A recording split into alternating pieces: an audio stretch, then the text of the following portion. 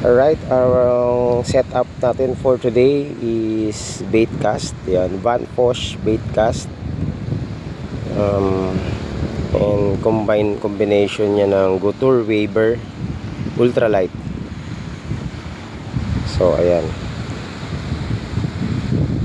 Sa mga gustong bumili, nandiyan lang ito sa may tag product natin. Ultralight setup. Good for mga fishing lang, pero etong setup natin kaya niya ng 5 kilos na isda, no problem sa 5 kilo kung may kakagat na 5 kilos. 10 pounds line, 30 pounds leader line. Ayan, 10 pounds yung main line niya, braided line, Ricky Maru. Okay.